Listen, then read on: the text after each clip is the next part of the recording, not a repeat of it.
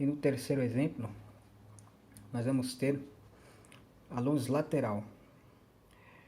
Vocês podem observar que a luz lateral bate na lateral da esfera, a luz vem e bate na lateral e clareia, né? Toda a parte lateral, né? Está aqui fazendo luminosidade em toda a parte lateral da esfera. E na medida que a luz vai saindo, né? Então a sombra vai ganhando espaço, né? Vocês podem ver, né? Aqui praticamente metade iluminada e a outra metade em volta, né? Na sombra, né? Então percebam a diferença. Observem bem esses três exemplos, pessoal. Isso aqui é muito importante, tá? Para vocês terem esses fundamentos são muito importantes para na hora que você fazer um desenho, vocês fazerem um desenho, a construção de um desenho, não ficar aquele desenho estático, sabe? Aquele desenho, como posso colocar aqui, sem profundidade. Isso para quê? Porque é tão importante a luz e sombra no desenho? Porque a luz e sombra é justamente o que vai dar profundidade, o que vai dar volume, né, no desenho. Então isso é um fundamental básico, um dos principais fundamentos do desenho. Você saber um pouco disso, né, vai te ajudar bastante, né, nas suas criações, nos seus desenhos, né. Já vai ser um grande salto se vocês conseguirem, né, captarem bem essa ideia, praticarem bastante e aprender bem esses fundamentos, né, que no caso aqui nós estamos abordando nessa primeira videoaula, os fundamentos, um dos fundamentos do desenho, nós estamos abordando aqui, que é a luz e sombra, né? Se vocês aprenderem bem esse fundamento da luz e sombra, então vocês vão conseguir criar desenhos com mais profundidade, com mais, entendeu? Textura, enfim, né? Com mais vida, né? Sem a necessidade de tantas linhas, porque na vida real, principalmente quando nós queremos fazer um desenho que esboce a realidade, ou seja, um desenho realista, né? Na realidade não tem linhas, né? Na vida real não tem linhas. Nós percebemos as coisas através da luz, né? As coisas são divididas e nós conseguimos reconhecer os objetos, enfim, todas as coisas, né, ao nosso entorno, ao nosso redor, justamente por causa da luz, né, da inerência da luz, né, sobre as coisas, sobre as pessoas, enfim, nós enxergamos o mundo justamente por causa da luz, né? Sem a luz, pode ver, você está dentro do seu quarto, você está enxergando tudo por causa da luz. Se você apagar a luz, né, você já deixa de enxergar. Então, o nosso olho capta as coisas justamente por causa da luz. E assim que ocorre na vida real. A luz é o combustível que faz nós enxergarmos, né, os objetos e tudo que está ao nosso entorno. Então, pessoal, isso é um fundamento muito importante no desenho, tá bom? A luz, você estudar a luz, principalmente você que gosta de desenho realista, né? Qualquer tipo de desenho, seja ele cartoon, seja ele mangá, né? Seja ele um desenho mais estilizado, não importa, isso é muito importante, tá bom, pessoal? Isso é muito importante, anote isso. Não importa o estilo de desenho que você goste, mas principalmente esse fundamento serve para qualquer estilo de desenho, para todos os tipos de desenho. Até no cartoon ali vai ter nuances de luz e sombra. Vai ter uma ideia de luz e sombra. Até num cartoon, no desenho mais estilizado, vai ter a noção de luz e sombra ali. Pode observar, né? Até no desenho do Mickey, né? Dos personagens da Disney, né?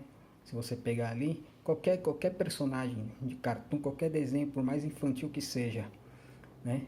Não necessariamente apenas o desenho realista que tem esse fundamento da luz e sombra, não. Até um cartoon ali vai ter a ideia de luz e de sombra, porque é justamente essa ideia de luz e sombra que dá mais volume e expressividade para a forma que nós estamos querendo representar ou para a forma que está sendo representada ali naquele desenho animado ou naquele personagem, enfim. Então isso é muito importante, tá bom, pessoal? Essa noção, esse fundamento de luz e sombra, tá? Então, aqui em cima nós temos 3 esferas, né? O exemplo da luz frontal, da luz traseira e da luz lateral, né? Vocês podem observar, né? E aqui nós temos dois cones, né? Um cone mais isométrico, né? De uma forma mais com 3 partes iguais, porque aqui está numa perspectiva mais isométrica, né? Então você pode observar, né? E aqui é a mesma coisa, pessoal. Aqui a luz está vindo aqui da parte, batendo como se estivesse vindo aqui, ó, pegando a lateral, como se fosse a da lateral, né? Nos dois cones, aqui e daqui. Esse cone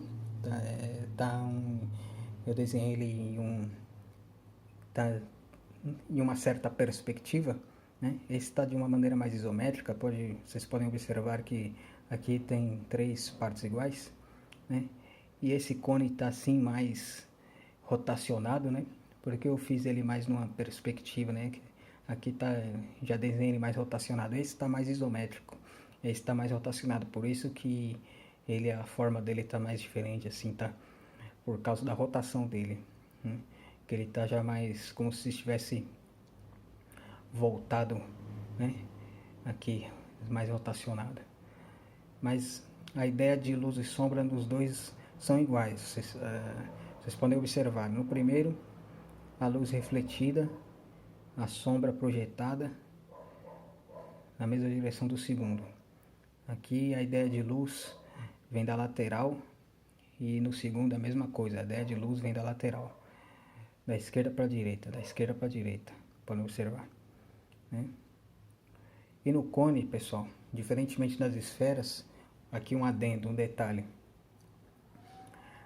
Na esfera, por ser uma esfera, a sombra, esse é um detalhe importante. A sombra, ou seja, na transição da luz para a sombra, vocês podem observar que é bem sutil, ou seja, é imperceptível, praticamente imperceptível o degradê que tem aqui, né, nas esferas. Por quê? Porque a esfera, ela é redonda, né?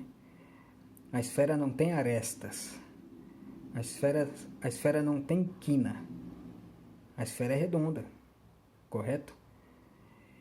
Então, não vai ter a linha, justamente por ela ser uma esfera. Então, o delineado na transição, correto? O delineado na transição, ele é muito sutil. É por isso que é imperceptível. Aqui não tem linha. Podem notar, não tem linha. Tá vendo? Não tem linha. É bem suave a transição da luz para a sombra. Ou vice-versa, de sombra para a luz. Podem ver, anotaram, tá vendo? Porque é uma esfera. Sempre quando for um objeto esférico, algo redondo, como por exemplo uma fruta, uma maçã, uma laranja, uma bola, seja o que for, sempre quando vocês quiserem ou forem desenhar um objeto esférico, com aspecto esférico, ou seja, que seja redondo, sempre vai ser essa abordagem de luz e de sombra, né? Bem sutil, nas transições de luz para sombra, bem sutil. Agora, quando é um objeto, quando é um cubo, quando é um objeto quadrado, que tem a forma de um cubo, como por exemplo uma caixa, já é um objeto, por ser um cubo, vocês podem observar aqui que a transição de luz e sombra aqui já fica mais nítida, ou seja, eu estou falando na transição. Aqui a transição é mais sutil na esfera. Vocês podem notar, a transição numa esfera é muito mais sutil do que num cubo, porque a esfera é redonda, não tem arestas, não tem quina. Agora o cubo tem lados, correto? Então, aqui vocês podem observar, né? Aqui a luz lateral, aqui essa parte recebendo toda a luz, a parte de cima também mais clara recebendo a intensidade da luz, aqui, né? E aqui a parte lateral já recebe sombra, mas na transição vocês podem perceber o delineado. Por quê? Porque o cubo tem lados, ou seja, tem quina. Essa quina, esse lado está recebendo a luz, já esse lado recebe sombra, correto, pessoal? É por isso que tem essa linha aqui, por causa da quina, por ser um cubo, um quadrado, um cubo, então ele tem lados, né? Então, todas as vezes que for um cubo, vocês quiserem representar um cubo, ou alguma coisa que tenha esse aspecto, que tenha quinas, né? Vocês têm que representar dessa maneira a luz e a sombra. Claro, dependendo da onde a luz for a direção da luz, né? Se for vem da esquerda, se vem da esquerda para a direita, da direita para a esquerda, né? Aí vai depender da direção da luz, mas sempre quando for algo que tem quina, né? For um objeto que tem quina, né? Não necessariamente um cubo, mas tudo que tiver quina, né? Se quiser desenhar, você está desenhando uma casa, né? Um muro de uma casa, né? As paredes, ou seja, tudo que tiver quina, né? Uma paisagem que tem uma casa, né? Prédios, uma perspectiva que tenha, né? Que tenha edifícios, ou seja, sempre vai ser assim, tá bom, pessoal? Sempre vai ter esse sentido essa divisão, de divisória, porque justamente por causa das quinas, tá? Diferente da esfera que é mais sutil, as superfícies que tem quina já são menos sutis na parte da transição de luz e sombra. Não sei se vocês estão entendendo o meu raciocínio, eu estou conseguindo explicar claramente, mas é basicamente isso, tá bom, pessoal? Então, esfera são bem sutis, né? Justamente por não ter quinas. Agora o cubo, aqui nós podemos notar, né, a diferença, né?